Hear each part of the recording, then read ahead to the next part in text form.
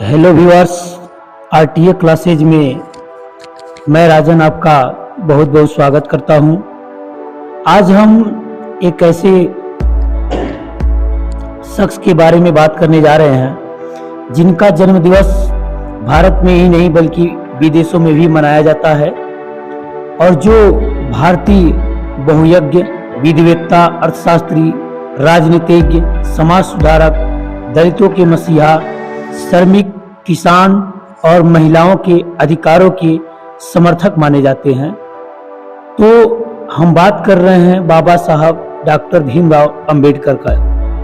आज हम लोग जानेंगे कि बाबा साहब ने अपने जीवन में कितने संघर्ष किए और समाज में फैली छुआछूत जैसी कुप्रथा को कैसे समाप्त किया। तो इन सभी बातों को और बाबा साहब डॉक्टर भीमराव अंबेडकर के विषय में जानना चाहते हैं तो बने रहिए हमारे आरटीए क्लासेज में। और यदि चैनल पर नए हो तो चैनल को सब्सक्राइब जरूर करें। तो पुनः एक बार आप सभी को हमारे तरफ से जय भीम, जय संविधान, जय भारत, नमो बुद्धाय। तो अब हम देर न करते हुए हम बाबा साहब के संघर्ष में भरा जीवन को आपके समक्ष प्रस्तुत कर रहे हैं, आपको बताने जा रहे हैं। तो कृपया वीडियो को पूरा देखें और लाइक करें और मित्रों में शेयर जरूर करें। बाबा साहब डॉक्टर भीमराव अंबेडकर का जन्म 14 अप्रैल 1891 ईस्वी को मध्य प्रदेश के इंदौर में महू नामक सैन्य छावनी में हुआ था। इनके बचपन का नाम भीवा था और इनके पिता का नाम रामजी मालोजी सकपाल और माता का नाम भीमाबाई था। ये अपने माता पिता की 14वीं और अंतिम संतान थे। ये हिंदू धर्म की महार जात से थे जो उस समय की परिस्थिति के अनुसार अछूत माना जाता था। इनके पिता ब्रिटिश इंडियन आर्मी में सूबेदार थे। इनकी पोस्टिंग इंदौर के पास महू में थी और यही अंबेडकर जी का जन्म हुआ। 1894 में रिटायरमेंट के बाद उनका परिवार महाराष्ट्र के सतारा में शिफ्ट हो गया। कुछ दिनों बाद उनकी मां चल बसी, जिसके बाद उनके पिता ने दूसरी शादी कर ली और बॉम्बे में शिफ्ट हो गए।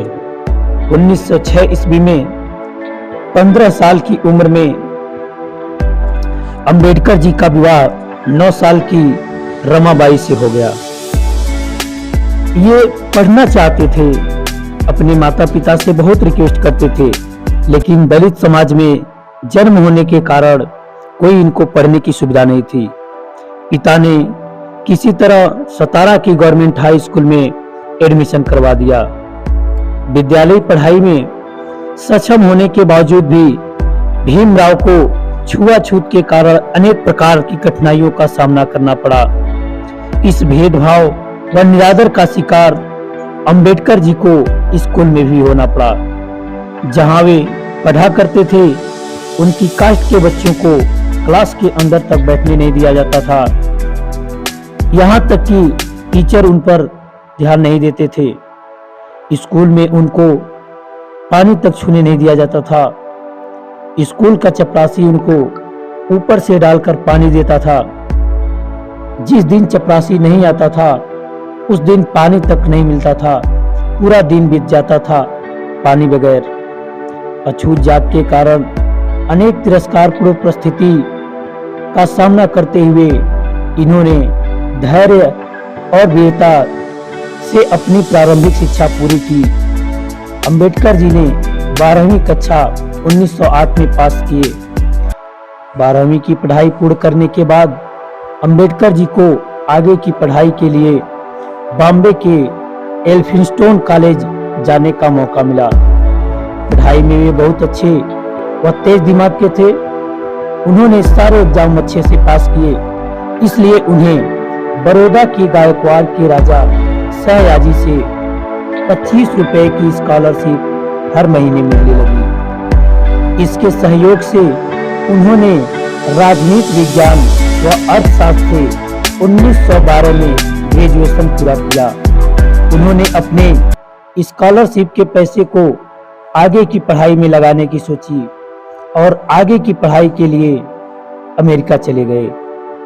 वहां उन्होंने कोलंबिया विश्वविद्यालय से 1915 में अर्थशास्त्र से पोस्ट ग्रेजुएशन यानी एमए किया।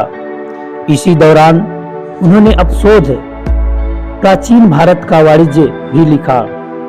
उसके बाद 1916 में कोलंबिया विश्वविद्यालय अमेरिका से ही उन्होंने पीएचडी की उपाधि प्राप्त की। अमेरिका से लौटने के बाद बड़ौदा के गायकवाड़ के राजा सयाजी के पास आए और बोले, अब आपके सेवा में आना चाहता हूँ। सयाजी ने इन्हें अपने राज्य में सचिव मंत्री बना दिया। उस समय ये नौकरी बड़ी मानी जाती थी, लेकिन यहाँ भी छुआछूत ने उनका पीछा नहीं छोड़ा। ऊंचे पद पर रहते हुए भी इन्हें निरादर का सामना करना पड़ा। मुंबई गवर्नर की सहायता से 1918 में वह syndrome college of commerce and economics में राजनीति अर्थशास्त्र के प्रोफेसर बने। इसके बाद अंबेडकर ने आगे की पढ़ाई करने के बारे में विचार किए, जिसके बाद वे एक बार फिर भारत से बाहर इंग्लैंड गए। इस बार उन्होंने खर्चों का भार खुद उठाया। यहाँ लंदन यूनिवर्सिटी ने उन्हें 1921 में मास्टर ऑफ साइंस एमएससी तथा 1923 में डॉक्टर ऑफ साइंस यानी डीएससी की डिग्री से सम्मानित किया। अंबेडकर जी कुछ समय जर्मनी के बोन यूनिवर्सिटी में भी समय गुजारा। यहाँ उन्होंने इकोनॉमिक्स में अधिक अध्ययन किया और 8 जून 1927 में कोलंबिया यूनिवर्सिटी ने उन्हें एक बार फिर एलएलडी, जिसको लॉ बोला जाता है, डॉक्टर ऑफ लॉ की उपाधि से सम्मानित किया। अंबेडकर जी की पत्नी रमाबाई की लंबी बीमारी के चलते 1935 में मृत्यु हो गई। 1940 में भारतीय संविधान का ड्राफ्ट पूरा करने के बाद उन्हें बहुत सी बीमारियों ने घेर लिया। उन्हें रात को नींद नहीं आती थी, पैरों में दर्द व डायबिटीज भी बढ़ गई थी, जिस वजह से उन्हें इंसुलिन लेना पड़ता था। इलाज के लिए वे बॉम्बे गए, जहां उनकी मुलाकात एक ब्राह्मण डॉक्टर शारदा कबीर से हुई। डॉक्टर के रूप में उन्हें एक नया जीवन साथी मिल गई और 15 अप्रैल 1948 को दूसरा विवाह कर लिए। विवाह के बाद डॉक्टर शारदा कबीर ने अपना नाम बदलकर सविता अंबेडकर रख लिया। बाबा साहब ने अपना अधिकतर जीवन दलितों और अछूतों तथा समाज में हो रहे भेदभाव को दूर करने में लगाया। अब हम लोग इनके राजनीतिक सफर में थोड़ा सा जान लेते हैं। 1936 में बाबा साहब जी स्वतंत्र मजदूर पार्टी का गठन किए और 1937 में केंद्रीय विधानसभा चुनाव में उनकी पार्टी को 15 सीट से जीत मिली। अंबेडकर जी बाद में अपनी इस पार्टी को all India schedule caste party में बदल दिया। कांग्रेस व महात्मा गांधी ने अछूत लोगों को हरिजन नाम दिया, जिससे सब लोग उन्हें हरिजन कहने लगे। लेकिन अंबेडकर जी को ये बिल्कुल पसंद नहीं आया और उन्होंने इस बात का विरोध किया। उनका कहना था, अछूत लोग भी हमारे समाज का एक हिस्सा हैं, वे भी बाकी लोगों की तरह आम व्यक्ति ही हैं। अंबेडकर जी को रक्षा सलाहकार कमेटी में भी रखा गया। वह वाइस राय एग्जीक्यूटिव परिषद उन्हें लॉ मंत्री बनाया। वे आजाद भारत के पहले कानून मंत्री बने थे और आजादी के बाद जब बात संविधान की आई तो अत्यंत योग्य व्यक्ति का नाम आता है और वो थे बाबा साहब भीमराव अंबेडकर, जिन्हें संविधान सभा की प्रारूप समिति का अध्यक्ष बनाया गया। और बाबा साहब के नेतृत्व में संविधान को लिखा गया।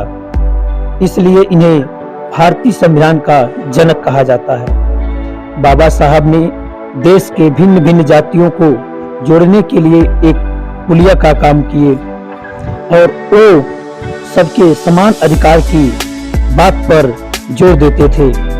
ये वो राजनीतिक नेता नहीं थे जो सत्ता के लिए लड़े, ये लड़ते थे उनके लिए कि देश में कमजोर हिस्से को उठाना देश के हर लीडर की जिम्मेदारी होती है, चाहे महिला हो या कमजोर हिस्से के लोग हों, उन सभी को आगे बढ़ाना और तभी देश आगे चलेगा, आगे तरक्की करेगा। अब हम लोग जानते हैं कि बाबा साहब ने बौद्ध धर्म कैसे अपनाया। तो देखिए 1950 में एक बौद्धिक सम्मेलन को अटेंड करने अंबेडकर जी श्रीलंका गए। वहां जाकर उनका जीवन बदल गया। वे बौद्ध धर्म से अत्यधिक प्रभावित हुए और धर्म रूपांतरण करने की बात ठान ली और अपने आप को इस धर्म में परिवर्तन कर लिया। ये 1948 ईस्वी से ही मधुमेह से पीड़ित थी। जून 1924 से इनकी जो हालत थी वो बहुत बिगड़ने लगी और 6 दिसंबर 1956 को दिल्ली में इनकी मृत्यु हो गई और इनकी समाधि स्थल चैत्यभूमि मुंबई महाराष्ट्र में है। तो ये रहा बाबा साहब का संघर्षमय जीवन परिचय।